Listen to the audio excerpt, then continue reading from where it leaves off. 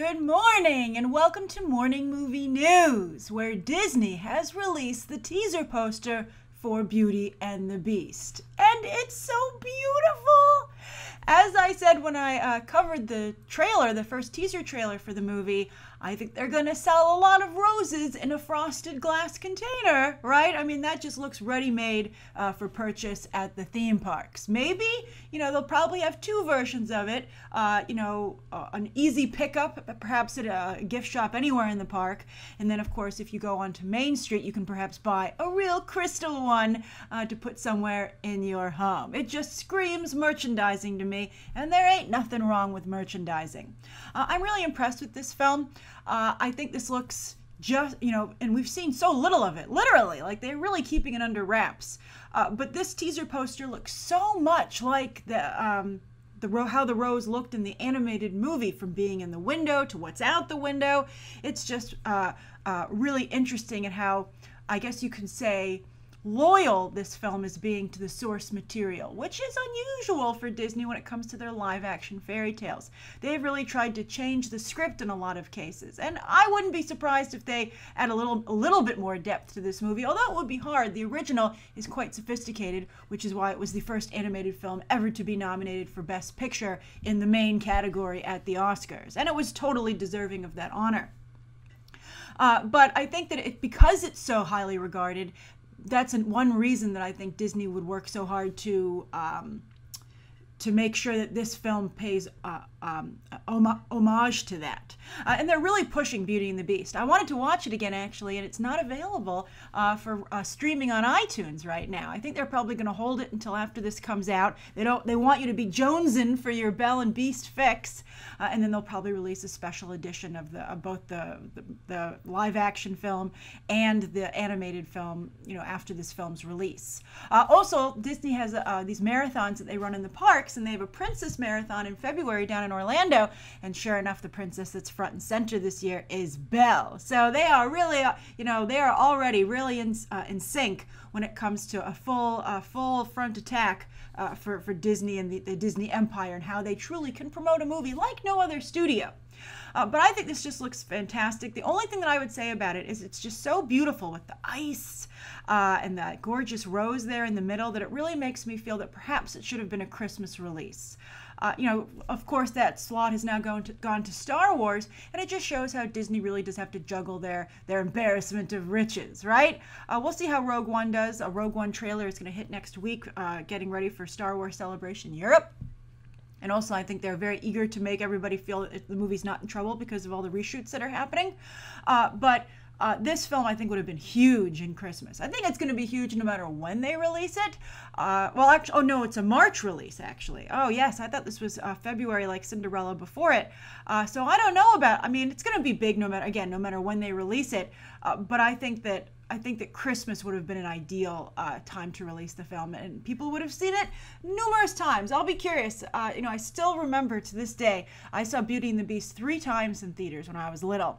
And the last time that we went, there was a couple. It was very few people in the theater, and we were getting up to leave, and we were talking about having seen it so many times. And this woman with her boyfriend jumped up, and she said, "How many times have you seen it?" And we were like, me and my family, we were like, 3. This is our 3rd time. And she said something like, "This is my 7th time."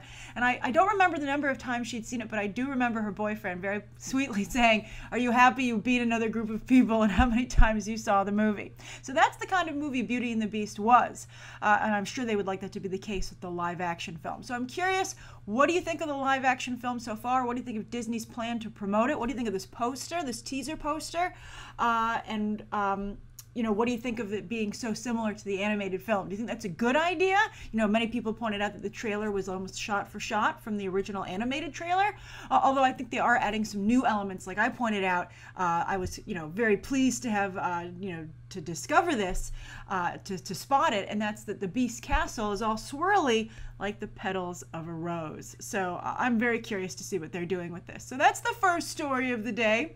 Now, speaking of beauty, There's been a lot of discussion this week about how women are portrayed and discussed in the media, particularly actresses. So we're going to talk about Margot Robbie and Renee Zellweger. I've packaged them into one story, and then we have a third story that would not generate any traffic from metadata, but which I think is very interesting. So anyway, that's why I've packaged Margot Robbie and Renee Zellweger into one story. Well, technically they could be two. So anyway, let's start with Renee Zellweger because her story came first. So Renee Zellweger, a lot of people have pointed out that she has had some plastic surgery done. And a number of people feel that she does not look the way that she used to. I have to say, right up front, I think she looks pretty much the same. Maybe she looks slightly different, but she's been gone for a long time. I think that's probably one of the reasons she got plastic surgery. And she's coming back, of course, with Bridget Jones's Baby. And I think I don't look at that and go, who's that? You know, it's not like she went in the witness protection program or something or had her face taken off a la Nicolas Cage and John Travolta. I mean, she looks, I can identify that that's Renee Zellweger, right? But Owen Gleiberman, who went from Entertainment Weekly to Hollywood Reporter, wrote a really big article, editorial piece talking about how, the headline was, if Renee Zellweger no longer looks like herself, is she the same actress? And Rose McGowan then came to the Hollywood Reporter and wrote a guest column, which was a response to that, and really came down hard on Owen Gleiberman and accused him of trying to make his mark at his new job. And I think to some degree that's probably true. It's very interesting. Entertainment Weekly doesn't really like to have any stars or well-known writers because they want to keep their costs down. So as soon as you become pretty well-known over there, they fire you. And so that's why, that's one of the reasons that Dalton Ross doesn't work there anymore. And it's just really interesting to see what that publication does. They still get a lot of good scoops, though. So even though the people, there's one, I think Anthony Bacardian or something. He's doing a lot of the Justice League coverage. He better watch it before his paycheck gets too high because he might find himself also out of a job. But I'm sure one of the trades will pick him up. But anyway, was Owen Gleiberman right to say what he said? Well, I would like, and Rose McGowan said, oh, this is horrible about how, actresses are judged. You don't see this treatment with male actors. And I would say that Tom Cruise came under a lot of fire earlier this year. I talked about it in my Jack Reacher trailer reaction for, basically also changing his face substantially. But, it didn't get the kind of attention that Renee Zellweger has gotten. But we'll see. We'll see. He doesn't have any big move. I think that Tom Cruise is not quite on people's radars at the moment. When Jack Reacher fully hits, when The Mummy comes out, we'll see if people talk about the fact that Tom Cruise also looks different. I think he looks as different as Renee Zellweger looks. So I think, you have to, if we're going to discuss how actors look, and, that's been something we've done for decades, right? I think that Tom Cruise should be fair game as well.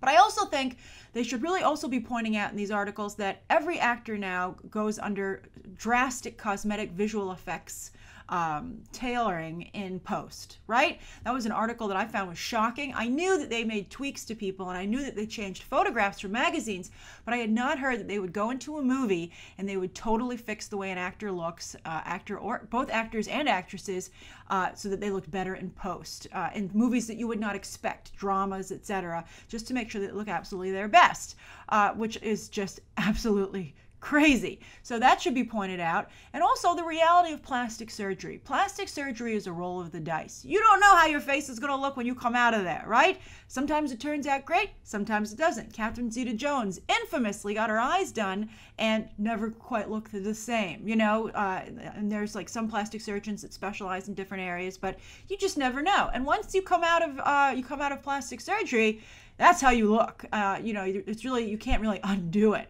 So I think that it's very scary, I'm sure, for these actors to go under the knife. But I think that the way, because obviously, Hollywood's very, visually based and, based on, attractiveness, they oftentimes feel like they're pushed into it. So it's a very difficult situation, and I think if you're going to bring this up, you shouldn't just bring it up like in a catty, Renee Zellweger doesn't look the same kind of way, but you should talk about it in a larger conversation on the whole if we're going to have this conversation.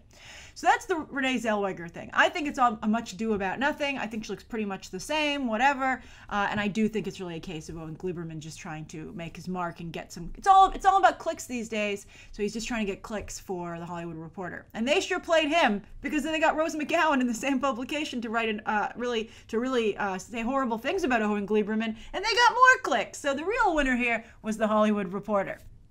Now, as for Margot Robbie over in Vanity Fair, a cover story debuted yesterday. You know, she's promoting Tarzan, she's promoting Suicide Squad. So far, so good.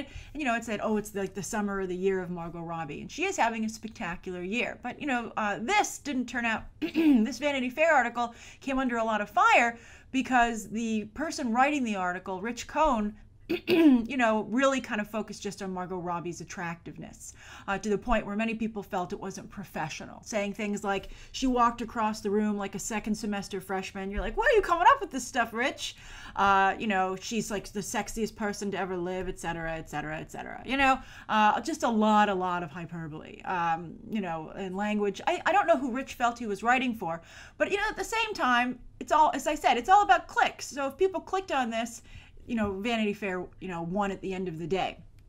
I don't know how surprised Margot Robbie, though, could have been about the tone of the article, though, because the photos that she took were all of her in a swimsuit in the water, being wet, et cetera, et cetera. And, you know, I wonder, you know, how much Vanity Fair gets out of that, because the photos are easily taken on digital social media and dispersed without any clicks being attributed to Vanity Fair. So I don't know how, I think they need people to read the article.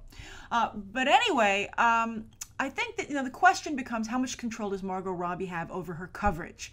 I don't know if you know this, but oftentimes when you take photos for a magazine and when there's an article, you have no control over how it turns out, right? You have no control if they decide to retouch those photos. You know, Jessica Alba, of course, infamously got upset about her photos being retouched. And then you don't not only have no say in if the photos are retouched, you don't even often get to pick which photos they use. Salma Hayek has infamously complained about this as well, saying, you know, I don't get to choose what the cover photo is, and often I don't like what the magazine chooses. But that's, you know, you want to be on the magazine cover or not. But I would say to some degree that Margot Robbie is such a big star at this point that she can say, you know what, I can't pick the photos that you use or how this article is going to turn out, but I can really, you know, when I answer your questions, I can really drive it in that direction. I can refuse to take swimsuit photos. You know, I think that that's something Margot Robbie should consider going forward, because wasn't she complaining about her Harley Quinn outfit, saying, no, never again will I be wearing hot pants as Harley Quinn. Oh, it's so, you know, embarrassing. I'm so self-conscious about how I look while filming these movies. And then you're like, but then why do you keep doing it? You know, if you want to wear pants, you should wear pants all the time. And also, you know, she complains, I think, to some degree about being seen as a sex symbol, but then she's obviously playing that up. It's really difficult. I don't envy Margot Robbie's the position she finds herself in, because she is selling her movies right now on sex appeal. She rose to fame on sex appeal in Wolf of Wall Street. Harley Quinn is definitely being portrayed as a very sexy character. And, you know, that can be a very short-lived game because, you know, we've discussed this before.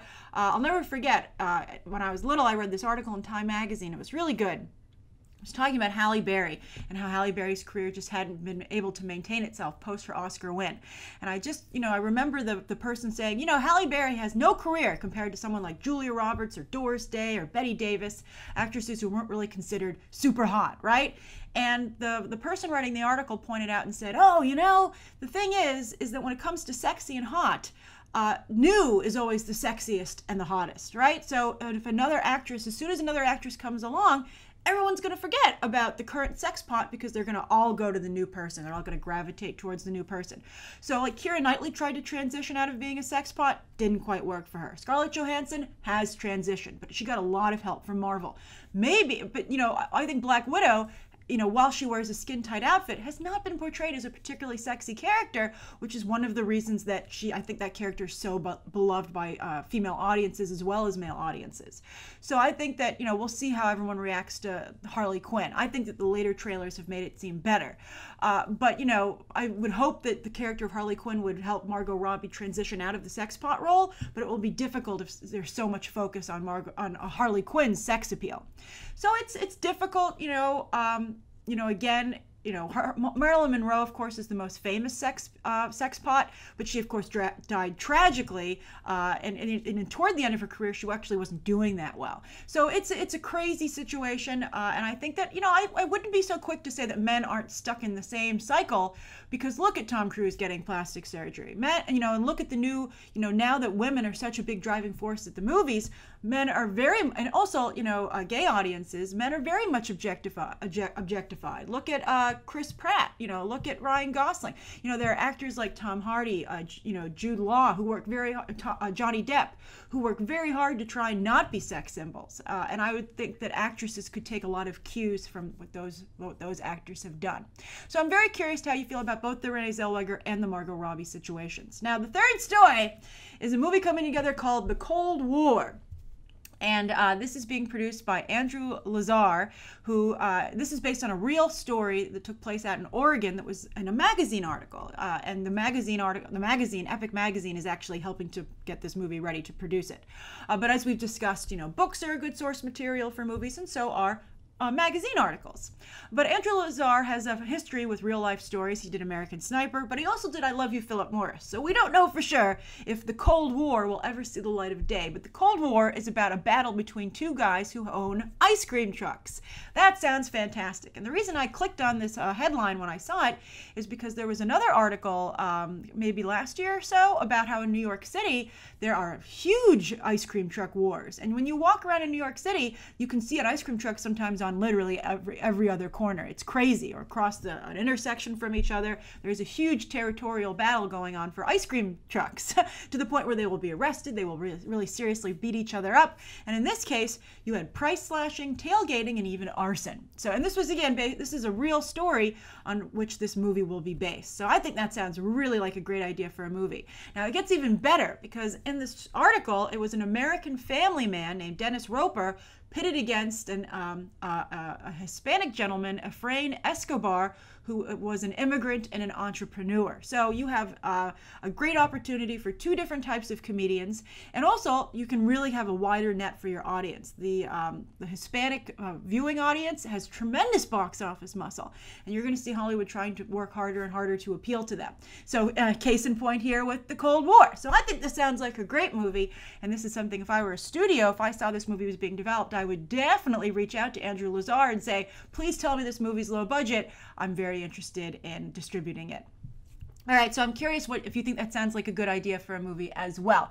So those are the three stories of the day. Now, the viewer question comes from Gerald Hall.